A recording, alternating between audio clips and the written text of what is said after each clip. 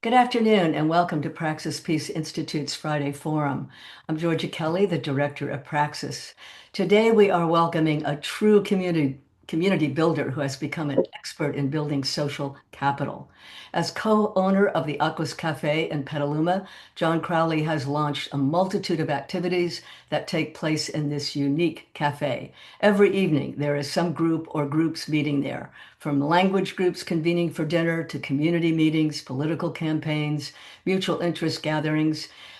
The Aquas Cafe has become a center for social connecting, and John has been a true leader in the art and success of bringing people together across diverse interests and ethnicities.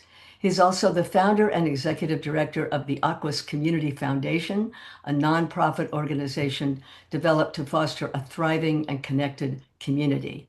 He co-founded Cool Petaluma, a community action group to help Petaluma become more resilient and connected. Often described as the catalyst behind Petaluma's spirit of connection, John Crowley has been recognized with Petaluma's highest honor, the Good Egg Award. And as those of you who know the dairy business in the region, this is a very important award. So originally from Ireland, John has brought the delightful Irish spirit to Sonoma County and has just really enlightened the whole area. So thank you so much, John, and thank you for being with us today. Well, thank you, George. I'm honored to be here. I've been attended many of your Friday 4 p.m. Talks and many of your other events, and always wanted to be on it. And thank you so much for inviting me. Really Well, there's appreciate this. there's going to be a lot coming up, which I will also invite you to come to.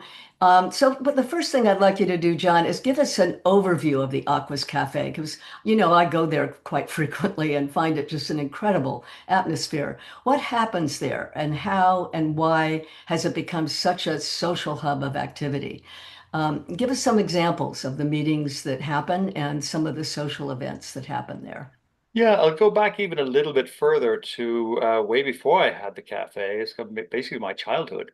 So, My teenage years, I was working for my dad in his pub, which is in the suburb of Dublin. It was his father, so it's been in the family for many years. And what I saw in this pub, and one thing I want to make sure that everybody knows that pub is short for public house. It's a gathering space, and if anybody's ever been to England or Ireland, you'll realize what they are and what they mean to the local community. It's the gathering place. It's where everything happens. It's where social capital is thriving. And so what I saw there growing up, I saw, that it was a gathering spot for the teachers and the lawyers and the bricklayers and the business people and even the local parish priest used to come down and write his sermons there. But it was a true shared living room that was accessible to everybody in the community, old and young. It wasn't siloed or segregated by age or anything at all. And it was truly multi-generational, pretty much multi everything really. And so that set a bar for me when I came to the United States. I think my first time in the United States was in Syracuse. I spent a summer in Syracuse, New York, when I was about 17, 18. And I was amazed at all the wonderful block parties that Americans had. And I kind of thought, gosh, this is a great idea because we don't have block parties in Ireland. We didn't back then anyway. We have pubs instead. So this idea of getting together on your street and getting to know each other and really kind of building those bonds that hold us all together is something that I saw. This was in the late 70s, early 80s. And I was amazed by that. And then, fast forward for quite a few years, in my 30s, I moved to the United States and I was looking forward to all of these block parties. But soon after I arrived, I realized that there was that concept of a third space, that pub that I was looking forward to didn't exist as well as it could have here in America. And I kind of thought, well, gosh, why not create one? And this year we're celebrating our 20th year. We opened in 2006. The cafe, or the space where the cafe is now, was previously the Petaluma Coffee and Tea Company. When they bought their place, they moved to their new place and left that. And it went through a series of unfortunate, not as well run cafes as possible. So I always had I guess, a hankering to do with my what my is seems to be in my family's blood, was hosting. And so we opened Aqus Cafe with the intention of it being a cultural, social center of Petaluma. Well, it's So it's certainly. very much intentional, what's happened out of there now. And it's been wonderful from the get-go. It really has, and it's provided a gathering place, basically the same kind of thing as what I grew up Mhm. in my grandfather's and father's pub. Same thing here in Petaluma, just a place where everybody gathers and everybody pretty much knows each other, certainly by sight, definitely. And then in many cases by name, people walk into that place and you get a sense of, hey, this is your second living room. So yeah, you've been there many times, and Mhm. you kind of get that feeling that it's nearly expected that you'll have a conversation with the people sitting at the table next to you. Well, that's one of the quotes on your website, I think, and captures it all. There are no strangers at Aquas Cafe, only friends you haven't met yet. So I wanted to go back to, you mentioned that pub is for public house, and I think people don't realize that. They think pub beer. And what I first noticed when I went to England and then Ireland was that pubs were a place that you had food, not just drink. They weren't bars. They were more of for families. They were more for everybody, like you mentioned. And that was a very exciting concept to me. We didn't really have that here. And we had the block parties in some places, but most places didn't have block parties. You were fortunate to have found them. But I'd like you now to just give us some idea of some of the meetings that are taking place there so people get an overview of it. Yeah, so after again, I go back a little bit. Before COVID, we had music 5 nights a week, which is music is great and wonderful for gathering people. But it sometimes hinders conversations. Mhm. And what I thought, especially because of COVID and now with our cell phones and our this attention economy that we seem to be stuck with, I kind of thought that what we need more now is conversations, ways for people to connect, find friendships, find connection, that they're not finding online, or you know, we have been damaged. Society was very damaged by COVID, and I kind of thought, well, let's repair that a little bit. So we went back to one night a week of music on Friday nights, but the other nights of the week we invented these community dinners. So we'll move all the tables to as long as necessary and invite everybody who then fill in the blank. You might be a blacksmiths and metalworkers. You might get all the people who have walked or want to walk a Camino, or you get everybody in Petaluma who speaks French or is a retired educator, or basically whatever it is that you want to. You come up with an idea, and people who feel as though they're part of that interest group or language or whatever, gather at one big long table. You come in, you'll get little place name tag. You will hopefully sit beside somebody you've never met before, knowing that you'll have something in common. So you'll, as I say, you'll either speak French or language, whatever language it is of the night, or have that interest group. And after a short conversation, you might develop a friendship. They're slightly facilitated, so we encourage people to move places every 30 minutes. And people really do, because they understand what we're doing here. We're actively building social capital, creating those connections. I kind of look at social capital as, you've got places with high social capital where people know each other really well. People are civically engaged. There's a high degree of social health in the community. And then at the other end of the spectrum, you might have a place with really low social capital where, you probably might have high crime, but people don't know each other. We're kind of scared of each other. We're not part of PTAs or local government. And then how do you get people from one side of the spectrum of low social capital over to high social capital? And really, it starts with connection. That very, very basic. You've got to have two people in a room, um, in a nice environment, have something in common for that conversation to start. Once that conversation starts, you'll hopefully find a connection. Then you build trust, and if enough people do exactly that, then you've got a society. I look at each conversation as a kind of a thread of the fabric of community. And so that's what we're doing. We're weaving it one interest group or one language at a time. Hmm. One of my favorite community dinners is where we invite everybody who lives on your street. It's Hmm. kind of reminiscent of the block party. Block parties seem to happen less and less. Maybe we're all too busy, or it's impossible to close your street down or whatever. But we still kind of need to get to know our neighbors. So this idea where we'll host the block party for your street in our cafe makes the bar for participation extremely low. You can come in and buy yourself a cup of coffee, or come in and have a three-course dinner, or whatever you want. But the idea is you come in and you'll sit beside somebody that it's actually quite funny because I see people coming in and they're looking around the table and kind of looking about, and I've heard this question, are you my neighbor?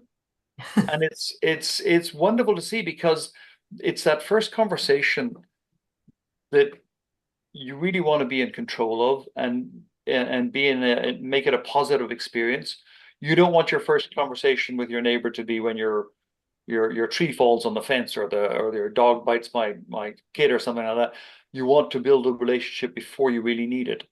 And so the block party, the street focused community dinners are one of my favorite because it really connects the street. And once you've had that first conversation, you'll see each other when you're putting the trash out next week or walking the dog, or it's the entryway to building high social capital. Yeah, it's an excellent idea. And of course, Praxis has held a few things there too. And I think our last one was a conversation on the work of Sam Keen and his book Faces of the Enemy, which was several months ago. But Yes. Yeah. we'll do something else there again too. Yeah. I wanted to ask you, because this segues into it, the Just Join Something campaign that you have talked about. And you and I spoke the other day about how religion used to be kind of in the place of bringing people together. And since most of us are either agnostics or atheists and don't go to church, Yeah. we don't have that community place where we all come together every Sunday. And Yes. so that's a hole in our lives in a way that we don't have something like that.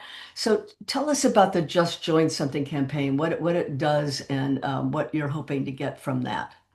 Yeah, absolutely. So, as you mentioned, we lost an awful lot more than just the religiosity when we stopped going to church, when society stopped going to church.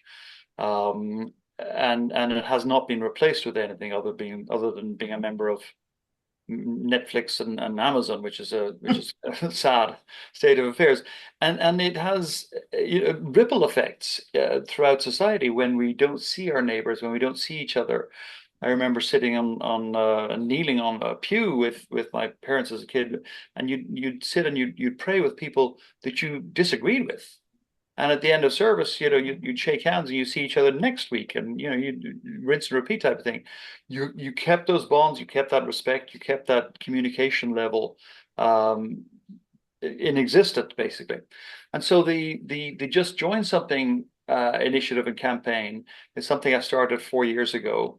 I kind of I guess you can't encourage people to join something unless you do it yourself. So I made a commitment 4 years ago to join one membership organization every year until 2030. And so by the time we get to 2030, I think I'll have about nine organizations underneath my belt. But the point being is that each one of these membership organizations I'm joining, I'm putting a little attention, a little focus into helping them thrive, get back onto their feet. A lot of these older membership organizations, many of them have just died off because of lack of interest, or because society's stuck to their phones and or watching television. I started the campaign, as I had mentioned, 4 years ago by joining a local organization, Herman Sons Hall, which was an organization set up 100 years ago to help German-speaking immigrants find community, find jobs, find places to live. And now, a lot of these organizations, their original, I guess, mission might not be very relevant anymore. There's not hordes of German-speaking immigrants arriving in our communities anymore, and if they do arrive, they probably speak better English than I do. But it's those kinds of things that maybe we have to kind of relook at the mission statement of these organizations. I then joined something called the Danish Soldiers Club, which I'm neither Danish nor a soldier, but it's a wonderful community. I look at these organizations as containers of community. And that's a wonderful, it's got a fantastic facility just in the outskirts of Petaluma that nobody really heard about. And I did a lot of research on what are all the clubs in town. And that one intrigued me. So I paid them a visit and joined them, and I've been a member of them for 2.5 years. And How it's a did great bunch of people. how did they relate to you as being a total outsider? Well, we're all outsiders in a certain way, and in the Danish Soldiers Club, there are I would imagine, I guess most of the people are of Scandinavian descent. Hmm. But I'm neither as a Scandinavian descent nor a soldier. But I'm interested in community, and there's quite a few people who are members of that don't have any Danish or Scandinavian roots or connections, just understand the value of community, being in community with other people. Um, so yeah, it works out well. Then last year I joined Rotary. Now, Rotary is something that I before I joined it, and I guess growing up, had this idea, and we all have preconceptions of what clubs are, and we think of this club as being that, and the other club being this. My impression of the Rotary Club was it was older, retired men who were looking for golf dates. And that might have been true a long time ago. In fact, it used to be men only. That's since changed quite a long time ago. And as I say, because I joined, I had actually spoken there a couple of times before, realized that it is anything but that. It really just good people who want to do some good in the world. And it's a great way to do something is if you want something done, do it together. Hmm. And Rotary is a wonderful example of that. 1.2 million Rotarians all over the world. And, the thing about the Rotarians, when they decide something, it gets done. And so we've been kind of working together to help promote that Just Join Something campaign. Because if I was musing with somebody this morning, even, it would be interesting if all those 1.5 or 1.2 million Rotarians in the world join something else as well, Mm. just to get that idea of uh, becoming joiners again. It's interesting that the book Bowling Alone, that it seems to have it is my Bible really, documents how we used to, I guess, maybe in the 50s, when we were at the height of our social capital. We were part of a church or two, and you're definitely part of three or four membership organizations. So Sunday morning looked like you go to church, and then you'd swing by the Moose Lodge for pancakes, and you had a social life, and you had different groups of people all kind of being linked together by being a part of many different organizations. So we want to get back to that. I think we're realizing if we're not going to church and we're not part of things anymore, then we end up in the society that we're in at the moment, where everybody really doesn't know each other. And we don't trust each other. There's some terrible statistics about how many Americans think their neighbors are bad people, which is, once you get to know them, they're not. It's so anyway. And then this year, I made this year my club to join was the Moose Lodge. And again, we have prejudgments about what a Moose Lodge can look like or what happens inside a Moose Lodge. If you join it, you will change the energy in there, and you'll be able to bring new programs, new energy, new things that happen in these places. Without joining it, you can't change anything. So it's working very well. It seems to have cotton the zeitgeist here in Petaluma, and even things like the Petaluma Garden Club, they've nearly doubled in size over the past year. I'm hearing from other clubs as well that people are using this as a way to, I guess, find friendship, but it's also more of a kind of a radical thing because when I say radical, I watched the movie Join or Die. We had a screening at the Petaluma Film or the library the other day, Wednesday, to a sold out crowd of 110 people. It was wonderful. We ran out of chairs, standing room only. But there was in that there was, I think it was Priya Parker said that joining something is she's the wonderful person who wrote about gathering.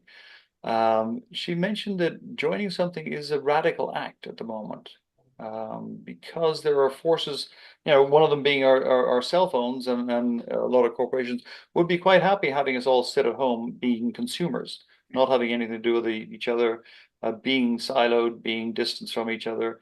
And so joining something is exactly what the power, some powers that be don't want us to do. Hmm. So that's why I look at this thing as, yes, we've got to actively create community and put some effort into it. And that's what we're doing here in Petaluma.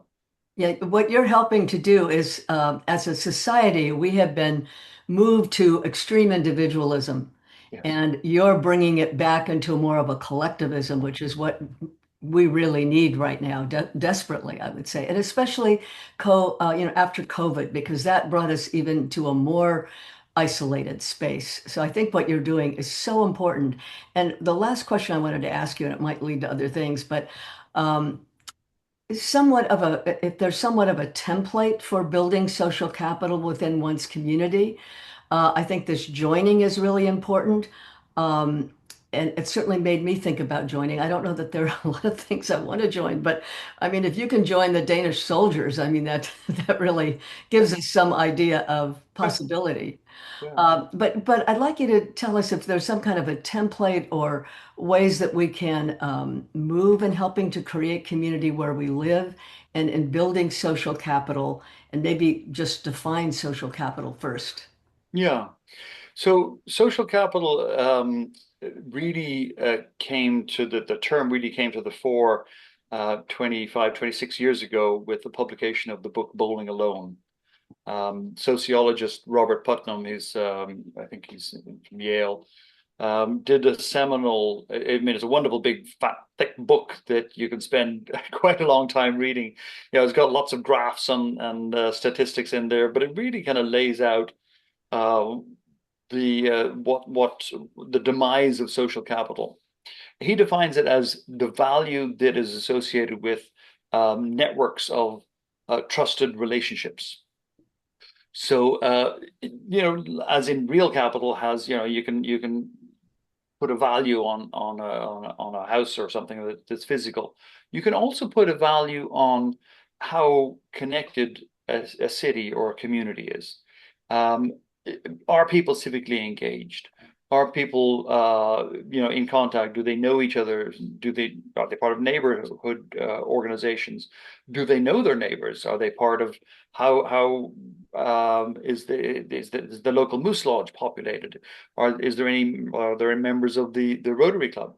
Those kinds of things actually have value. And there's kind of a direct relationship, and in fact, there's nearly a kind of one-for-one relationship between social capital and real capital. Um, if, say, a business wants to open up a new location, what they're looking at, maybe they don't know it, but they're actually looking at the social capital of a community.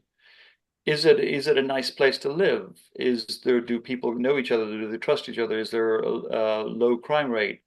That's what social capital really is. It's how connected people are, whether there's a trust, and trust is a huge thing in there as well, that people have that underlying kind of foundational level of trust within a community. And so that's the definition of social capital.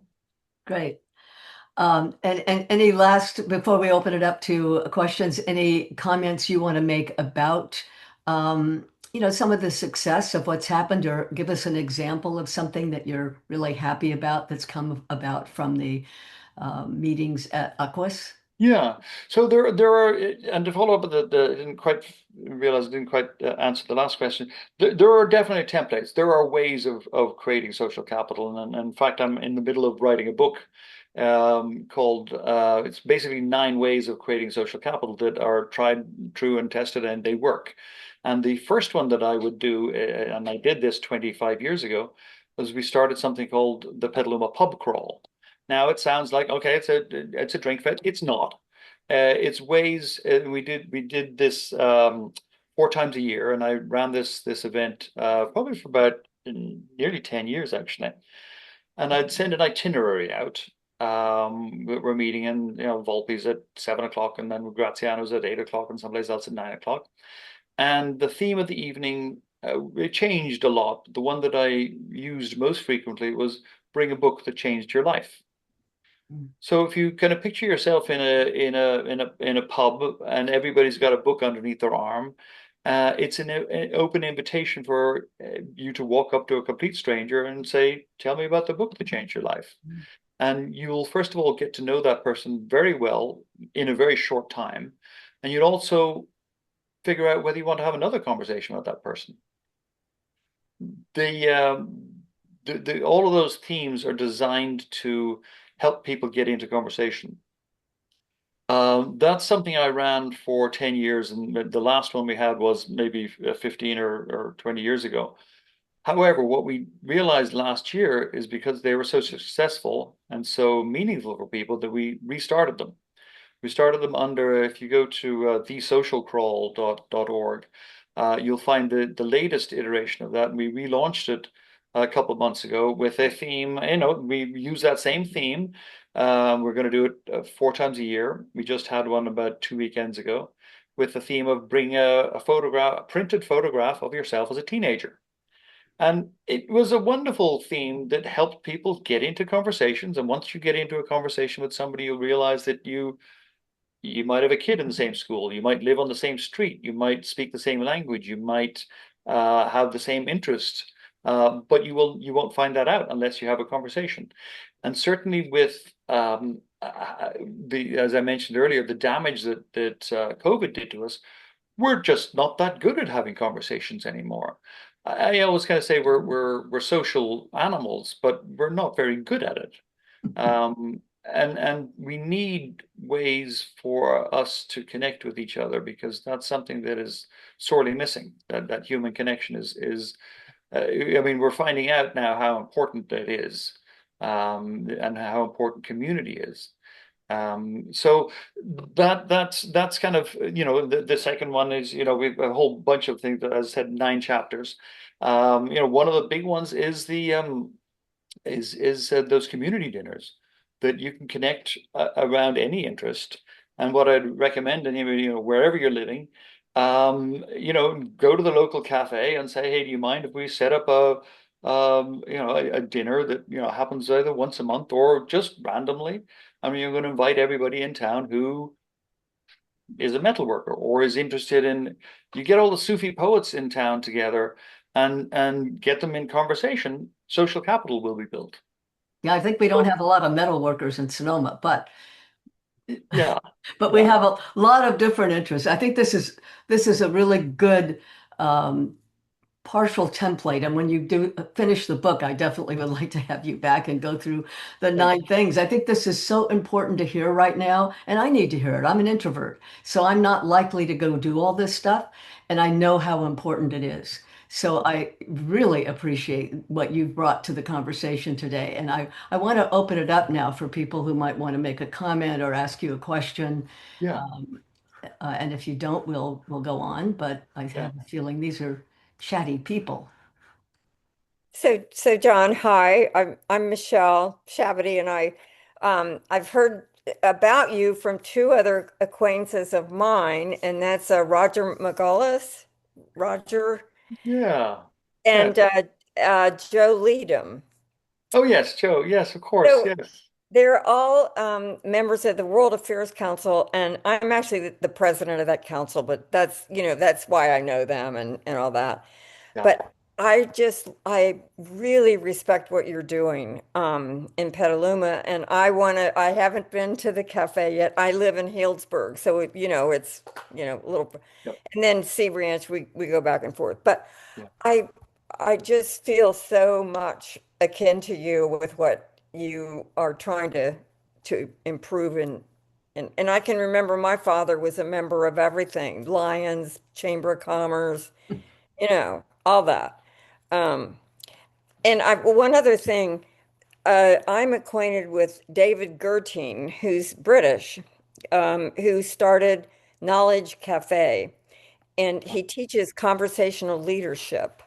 Uh-huh. And he's amazing. He's now in his 80s, I believe, but he's still active, and all that. And I've been to a couple workshops. So, George, if I could get John's email, I don't know if and I'll just send you. I was going to send you the David Gerting's website. You might find it, you know. Yeah, definitely. Yeah. We'll do Yeah. that. He has knowledge cafes all over the world, and they're That's they're one. just like salons, like you Uh-huh. just sit around and have and talk. Well, I have an idea, Michelle. You and I should meet at Aquas. Yeah, we should Yeah. do. Hmm. Have a meal at Aquas. Yeah, let's do that. Yeah.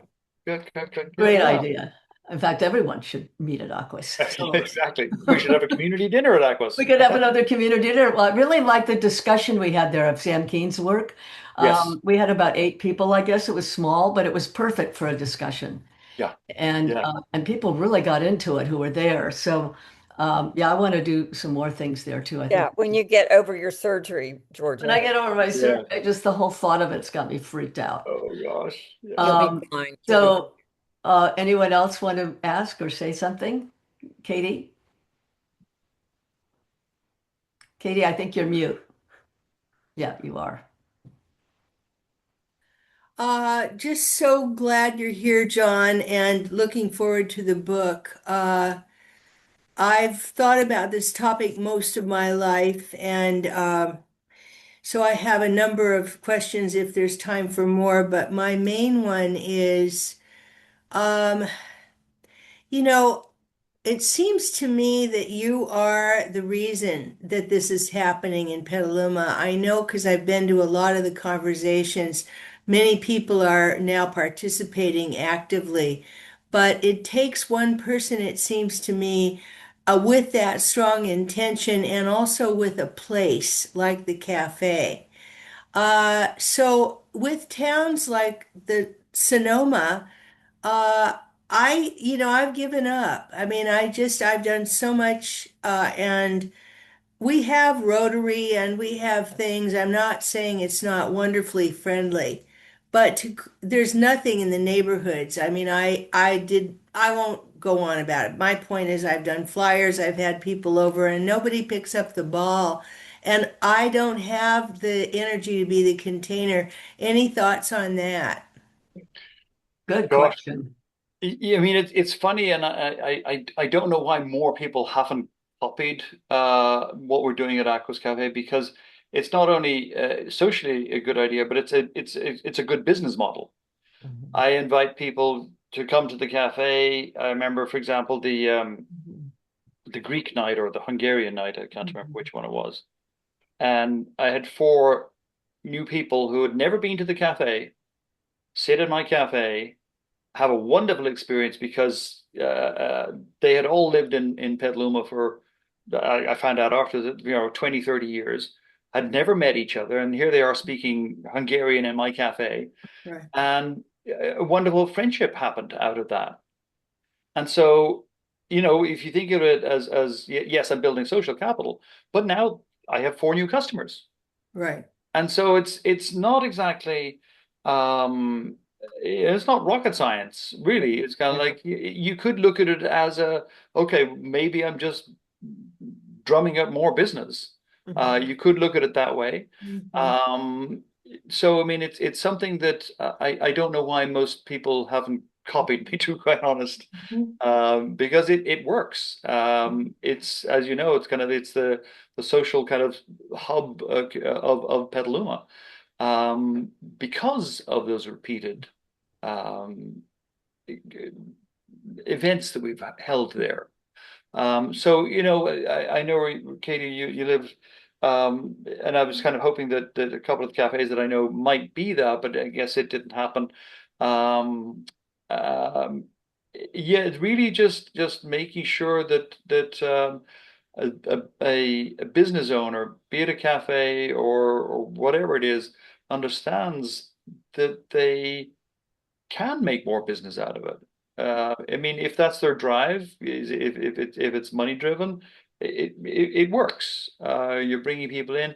It might be kind of a little disruptive sometimes. Sometimes when we had a Polish night, and I thought we'd have 5 people. We had 31 people show up. You know, Oh and my God. it was a wonderfully chaotic night. And you know, we managed, you know, we didn't have the staff for it, but you know, people understood that. They didn't think they'd have 31 people themselves. They were expecting like 4 or 5 people, so they understood. And you know, life is messy, and not everything can be perfect.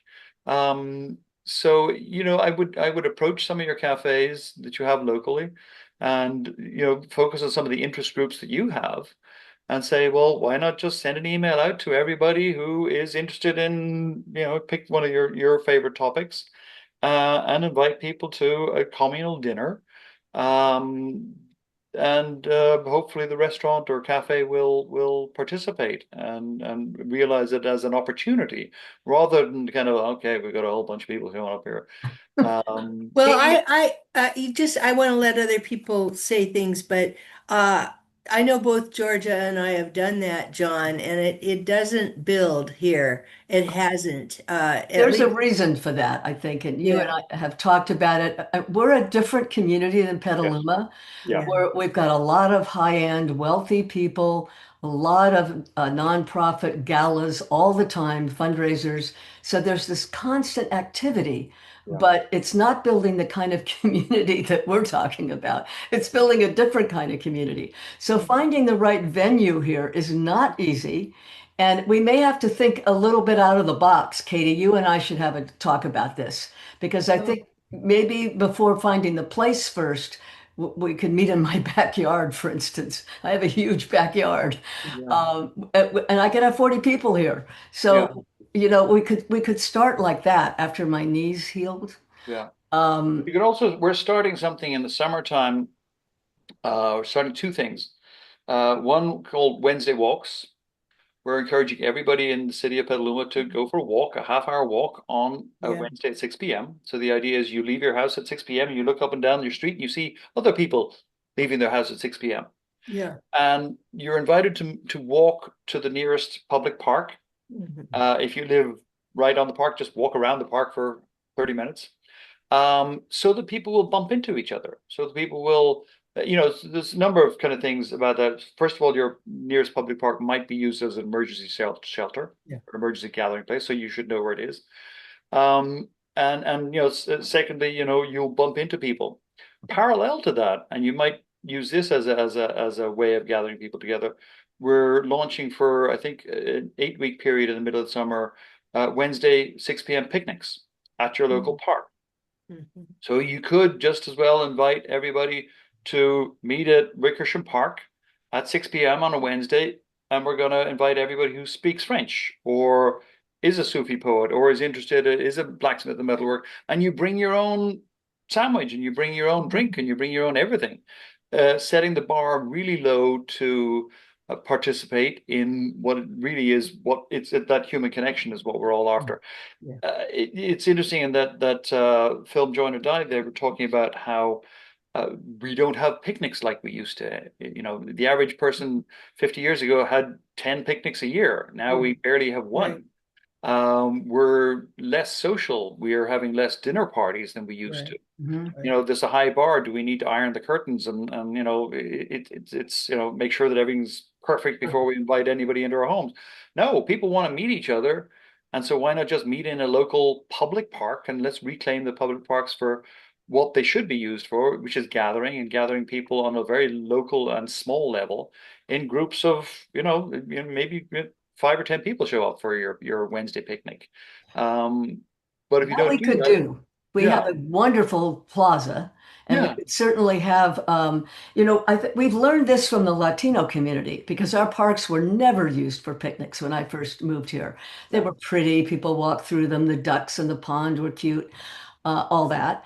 But they weren't really used very often for picnics, sometimes celebrations, but Yeah. mostly it was our Tuesday night farmers market. But the Latino community really taught us about picnics at the Yeah. public park Yeah. because they come every weekend and have picnics in the Uh-huh. park. Yeah. So it's like, oh, why can't we do that? Exactly. Great. Great. Great. Great. Get rid of those keep off the grass signs, Right? No, get on the grass, Get on the have a picnic grass. on it. Right.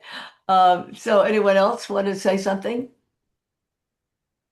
And I did want to mention to you, John, Michelle is the president of the World Affairs Council in Sonoma County, and which is a Great. wonderful organization. And I actually spoke about Mondragon there a couple of months ago. Oh, great. Yeah. So Well, I'll mention something about the social capital with the World Affairs Council, which is interesting.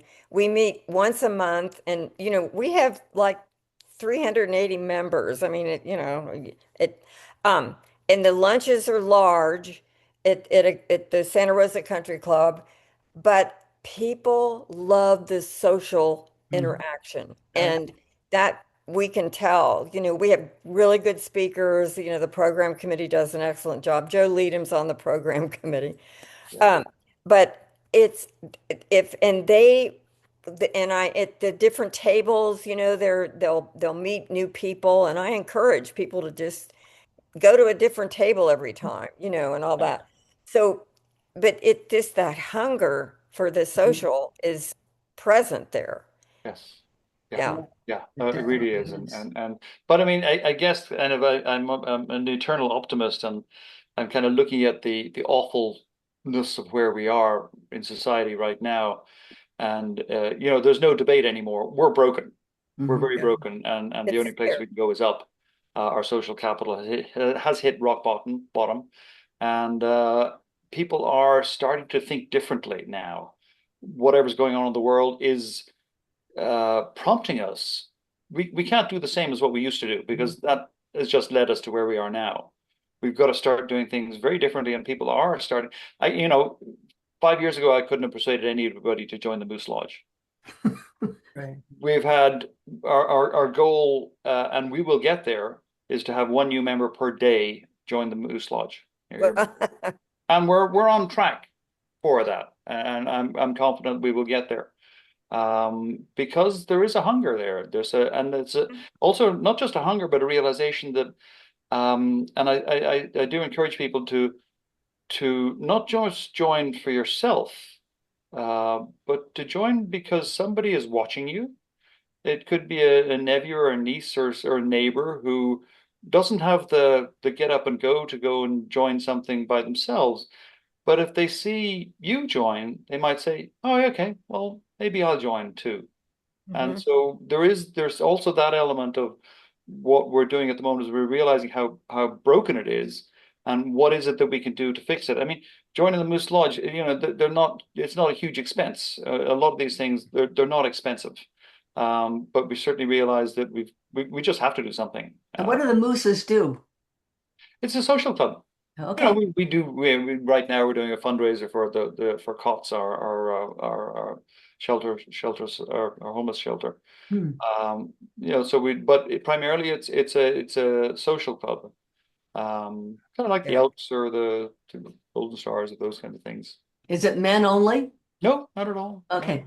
In fact, it's predominantly, I'd say it's probably 60% women, Okay. something like that. Yeah, Interesting. yeah. What Um, about, John, what about the Chamber of Commerce? How does that fit in? Or is that too business, too much? The Chamber of Commerce, they do. Join anything is what I say. Join a choir, join the chamber, join whatever. But the chamber is very business Yeah. oriented. They're less, at least the ones that I know, they're less concerned with that human connection between people. mhm. They're more of kind of like, well, as the Chamber of Commerce. I mean, look at the National Chamber of Commerce. It's just purely all about money, Yeah. Yeah. Yeah. maximizing Lobbyist. that. Yeah. But different chamber of commerce are very different. The one in Petaluma here is it's great, but its focus is not human connection. Right. I don't think that's the purpose of them. So Exactly. Yeah. Yeah. Yeah. goals are different. Yeah. Yeah. I was going to add a couple things. Yeah.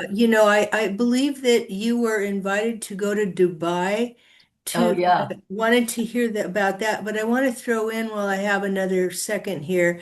Kleinenberg's book, Palaces for the People, is also good on this.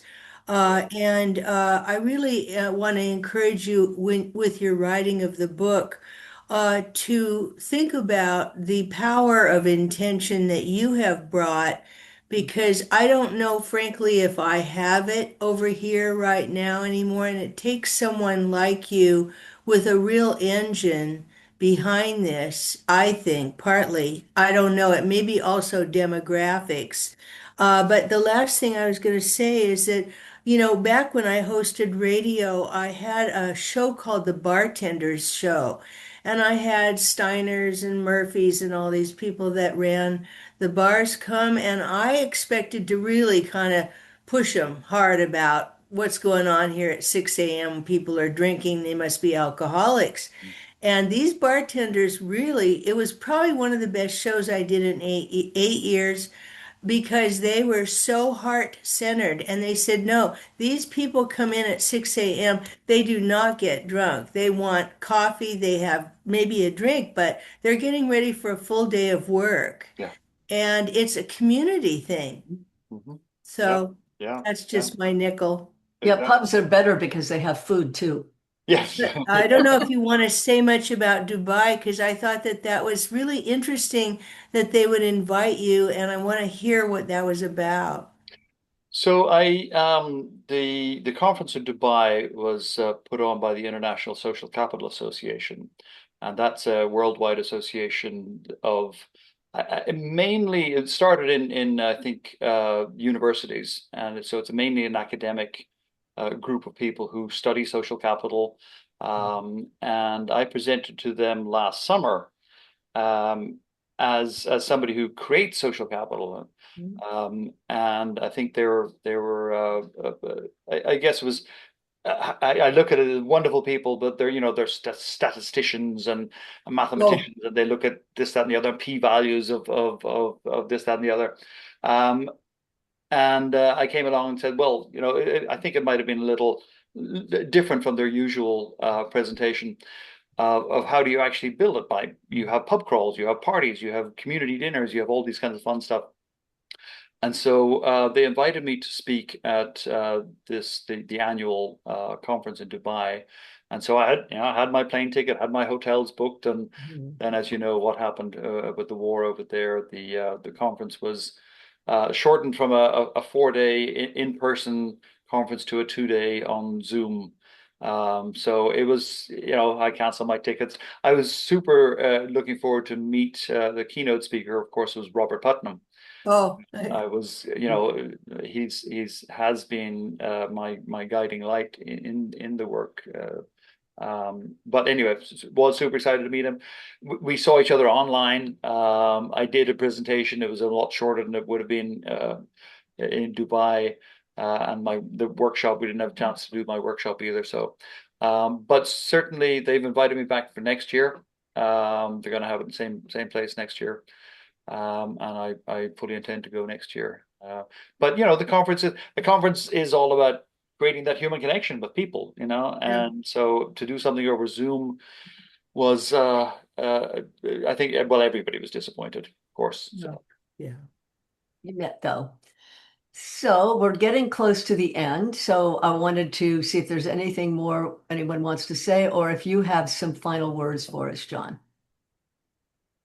Georgia, Yeah, go ahead, Jerry. yeah, I've got my,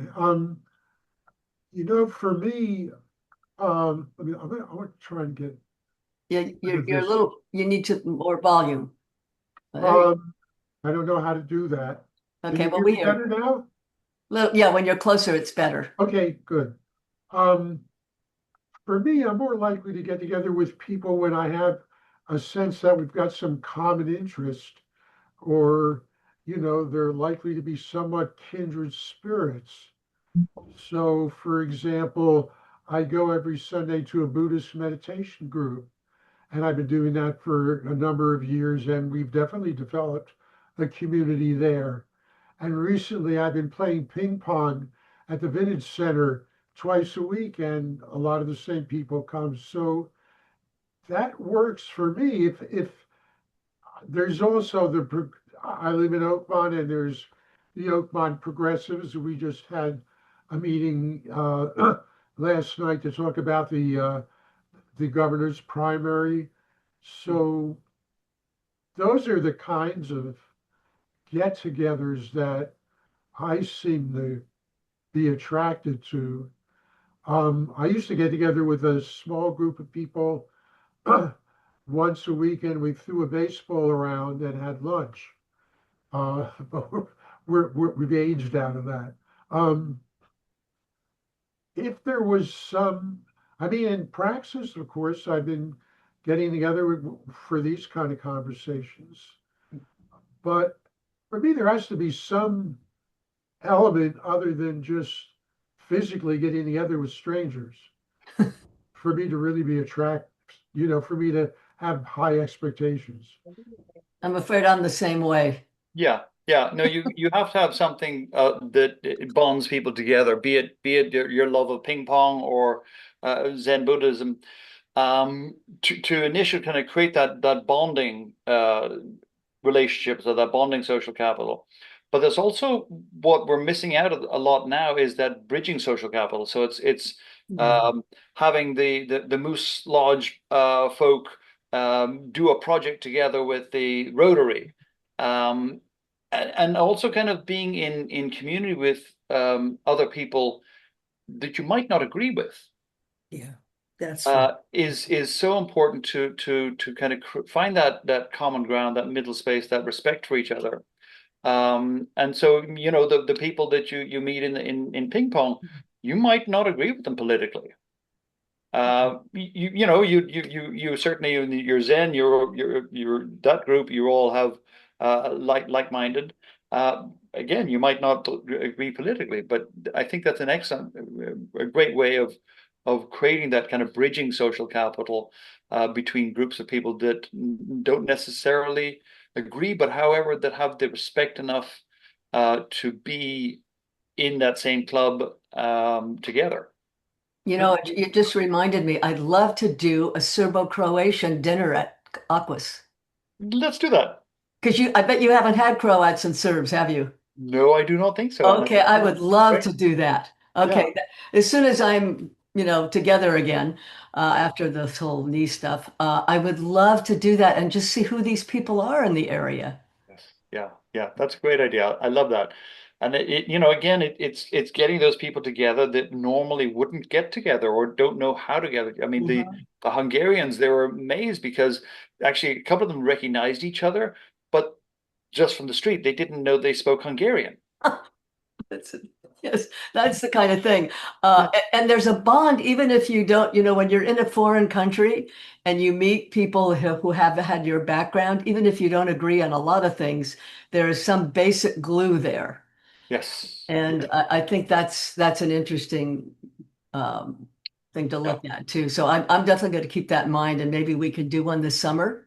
Yes, absolutely. Yeah, no, we'll find a date. Smashing. Definitely. Yeah. Can I say one more quick thing? I know Yes, one more quick thing, and then I've already overdone my quota. I just wanted to encourage in the book the topic of judgments in community. And it's something I struggle with too. I feel like if I don't have enough in common, I don't want to hang out with people.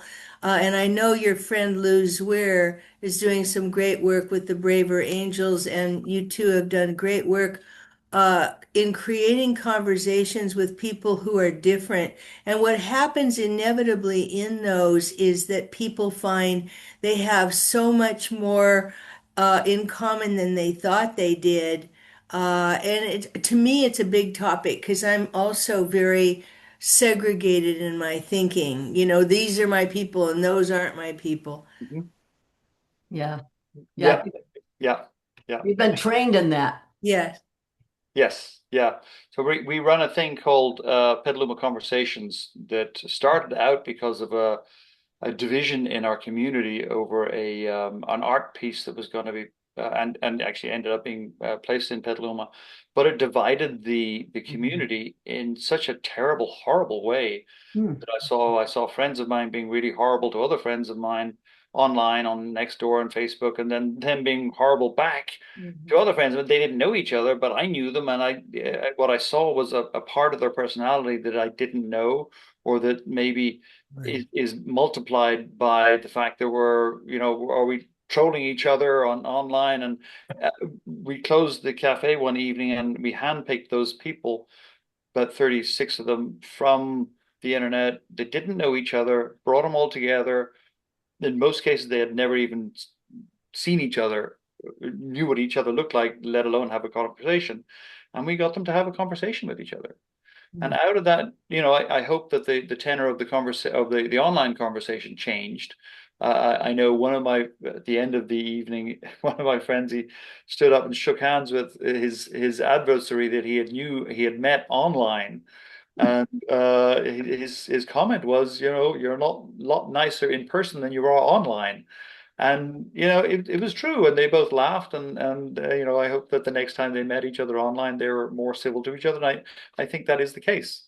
If you're just a bot or a faceless, nameless, whatever on the internet, then you treat them differently than somebody you have respect for. Yeah, I've been shocked at some of the comments I've seen lately because I'm very involved in the governors who's supporting who in the whole governor race. And I know who I support, and I'm 100% behind him, and which is Tom Steyer. But I see people say, well, he's an idiot.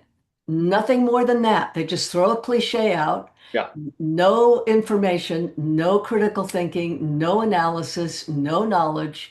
yeah, And that really bothers me yeah, when someone does something like that with no information, yeah. just throwing out a wild speculation or a wild insult. Yes. I have a lot of trouble with people doing that. I expect people to do some homework if they're going to disagree. Yeah, I mean, whenever I see any kind of these controversial things happen, certainly in Petaluma, online, I'll say, "Well, would you like to have a face-to-face conversation?" Yeah, that's good. And that, That'll that shut them generally, up. it absolutely does, And but I will also have a face-to-face conversation Right. with that person because I want to find out why they're thinking like that. And it's maybe one conversation at a time builds community, and maybe opens up the idea that maybe throwing a comment out like that isn't helpful, useful, or a positive in any way. No, it's not positive in any way, but Yeah. you are, John. You are positive in every You way. are. Thank you. You are. So I so appreciate you taking the time with us today to go through all this with us. I feel like it's been a very uplifting hour. I've learned more, and it's been yeah, uplifting and positive, which is Thank nice you. to have in the middle of all this chaos we're living in. So thank you for that, and thank you for being on the call for the rest of you. And then you will get the link to the video tonight. Okay. Thank you. Yeah, thanks. Thanks, Georgia. Thank Yeah, Thank thanks, you. you. thanks Thank you. all of you. Bye. Bye-bye.